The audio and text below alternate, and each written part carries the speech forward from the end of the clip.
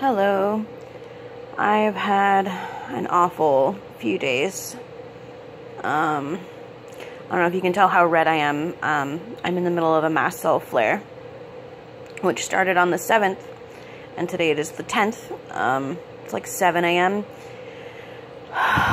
The evening of the 7th, I don't even know what triggered it, but I went into a mast cell flare, and around 9 a.m. on the 8th, I went into anaphylaxis. I had to go to the hospital, and they gave me the IV Benadryl and a bronchodilating steroid, which helped a lot, brought me out of anaphylaxis. They monitored me for a couple hours to make sure I didn't go into a rebound reaction, which I didn't, but I'm still in the middle of the mast cell flare. Fortunately, I'm staying out of anaphylaxis for now. I'm just kind of topping up on Benadryl as often as is safe, and it's probably keeping me out of anaphylaxis, but I'm not comfortable. I am miserable right now. Yesterday, and I guess the day before, I slept pretty much all day, and I've got maybe 6 hours of energy that I can sit up at all. I've been trying to work on making coloring book pages because it keeps me something I can focus on.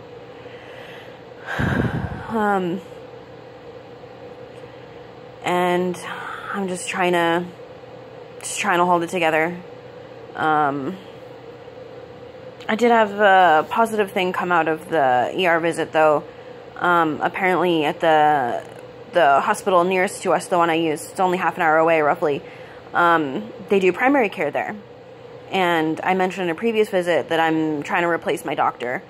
And they gave me the name of a doctor, so once it's business hours today, I'm going to call and try and make an appointment, and hopefully they can see me today. I'm not really holding my breath on that one, though. But it'd be nice to have my primary care at a hospital, because they've got lab facilities and equipment and all that. So if I end up needing any lab work or whatever, it should be pretty easy to do. And they're pretty close to my house, so it would be about half the commute time to get to the office, rather than the clinic I currently go to. God, I'm just so miserable right now. I'm trying to remember everything I wanted to talk about. Oh, and because my mast cell stuff isn't well managed, the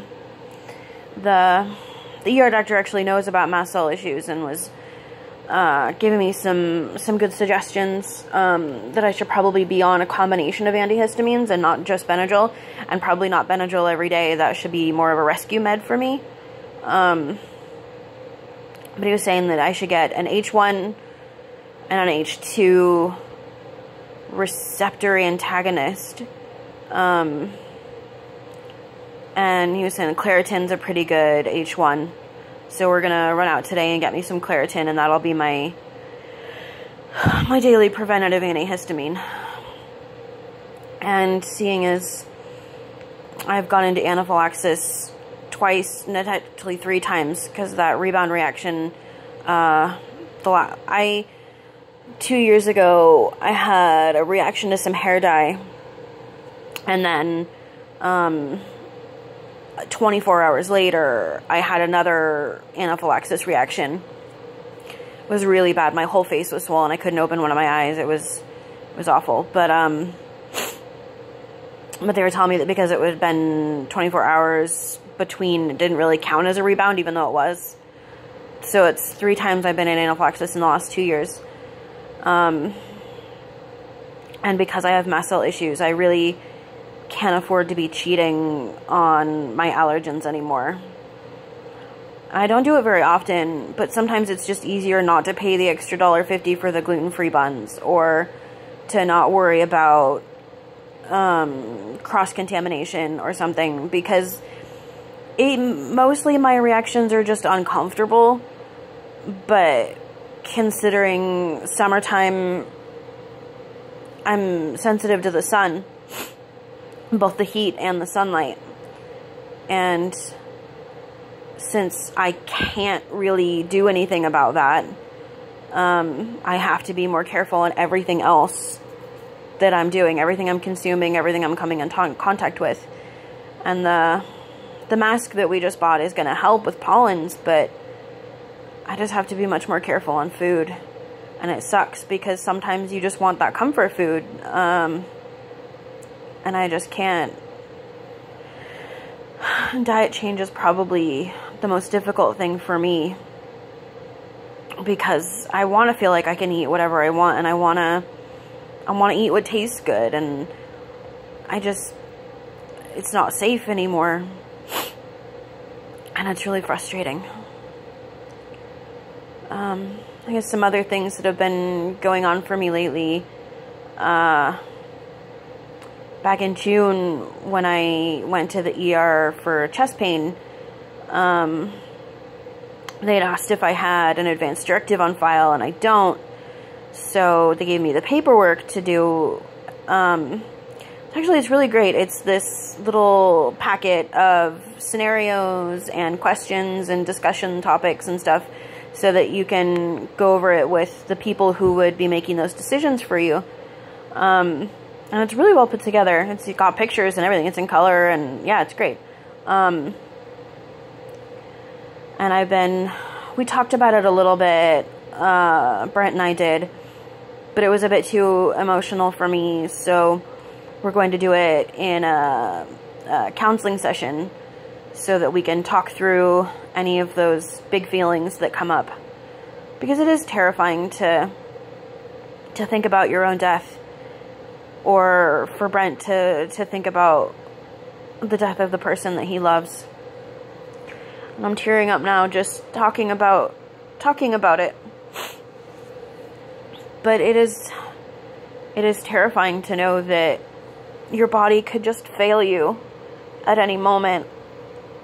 And there's really nothing, there's some things, but there's hardly anything that you can do about it.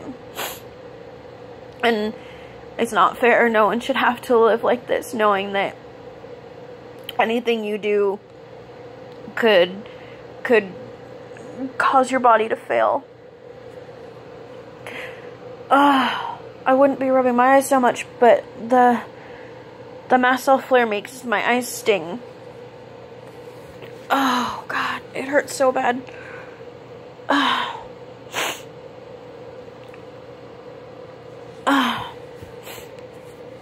So I guess I'm not even allowed to cry. It's fine. We're going to the beach on Wednesday with Brent's mom, and that should be fun. Well, we're not going to the beach, we're going to the coast, so probably we're gonna go to Tillamook and maybe have some really good Tillamook ice cream, hopefully. I've been before and toured the facility. It's really neat. It's huge vats for the ice cream. Just enormous. And I think the cheese is made somewhere else. But anyway, so we're gonna go to the coast on Wednesday with her, and that should be good. I guess that's pretty much everything I have to update you all on, the 3 people who watch my videos. Yeah, I'll see you all later.